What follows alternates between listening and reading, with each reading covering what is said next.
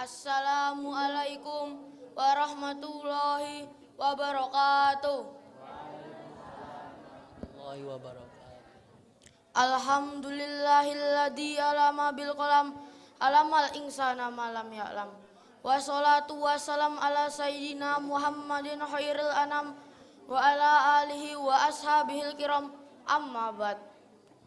Para ulama ul amilin yang kami muliakan, wabil khusus Al-Habib Syekh bin Nuh Al-Haddad, Romo Kiai Haji Fahrul Razi dari Tuban, Romo Kiai Muhammad Zaidi Abdul Aziz Al-Hafid, para bapak kiai, para dewan guru yang tidak bisa saya sebutkan satu persatu, rekan-rekanku senasib dan seperjuangan yang selalu kami sayangi.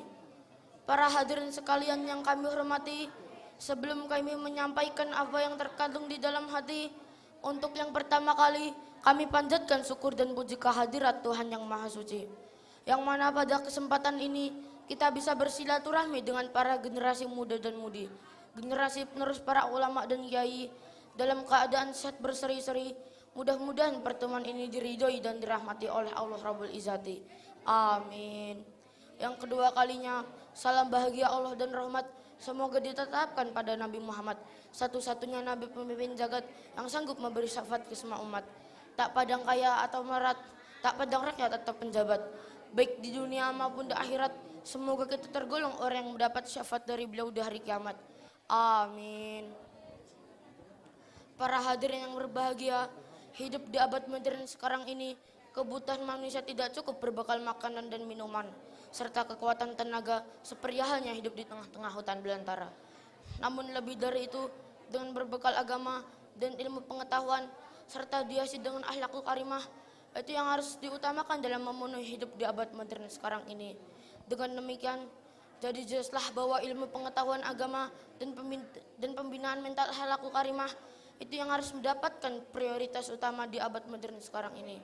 Sedangkan untuk menunjang hal itu, sarana dan prasarananya adalah dengan meningkatkan pendidikan agama yang bermutu serta pendidikan akhlakul karimah, baik secara kulikuler terhadap murid-murid di sekolah atau terhadap santri-santri seperti halnya di pondok pesantren Darul Muta'alimin ini.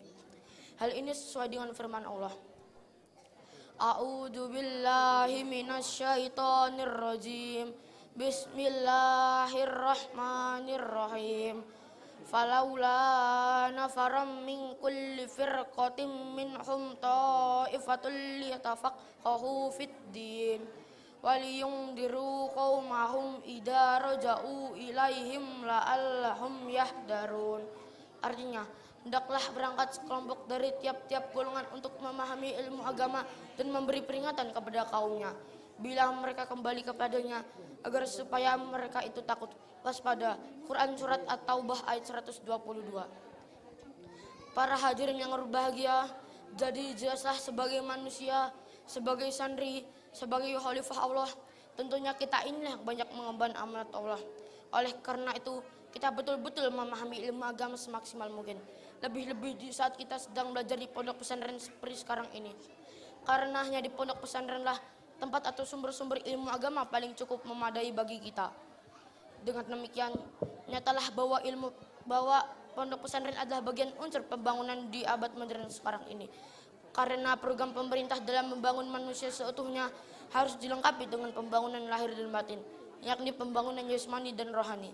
Kita bisa membuktikan sendiri sekarang ini pembangunan sudah merajalela. Gedung-gedung sudah didirikan, pabrik-pabrik sudah banyak. Begitu pula jalan-jalannya sudah halus, namun itu belum mencukupi tanpa adanya pendidikan agama serta pembangunan mental spiritual, akhlakul karimah, dan kalau toh pembangunan lahir saja sudah dianggap cukup, hal ini bisa kami ibaratkan laksana rumah sakit.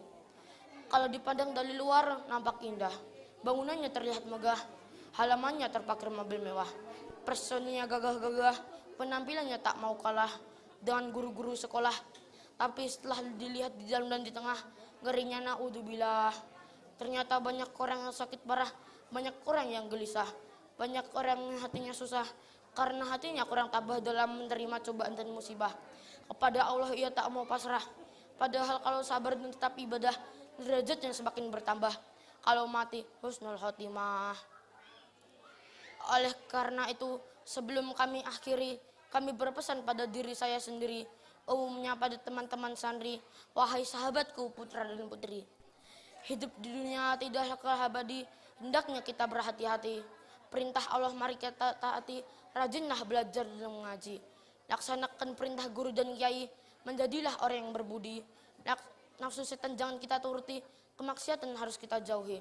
Semua itu untuk bekal di hari nanti, apabila kita sudah mati, menghadap Allah yang maha suci dan yang terakhir kali, mari bersolat Nabi bersama-sama. Ya Rasulullah salamun alaik, ya Rafi ya syani wad daraji, afatai ya jirotal alami, ya uhailal judi wal karami. Hidup manusia di dunia sama, tidak berbeda miskin dan kaya.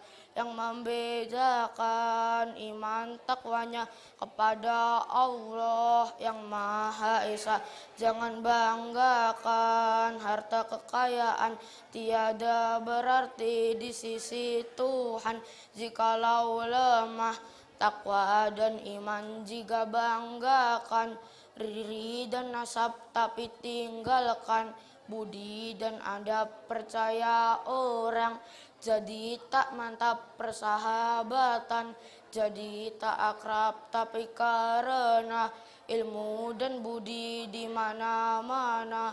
Kau disegani di mana-mana, kau dihormati di mana saja. Amalkan ilmu wahai sahabat, jaga dirimu di mana saja. Amalkan ilmu budi dan adab, menghiasimu semua orang menyukaimu. Cukup sekian pidato kami akhiri sampai di sini. Kurang lebihnya harap maklumi, kesalahannya mohon ampuni. Wabillahi taufik wal hidayah. Wassalamualaikum warahmatullahi wabarakatuh. Beri tepuk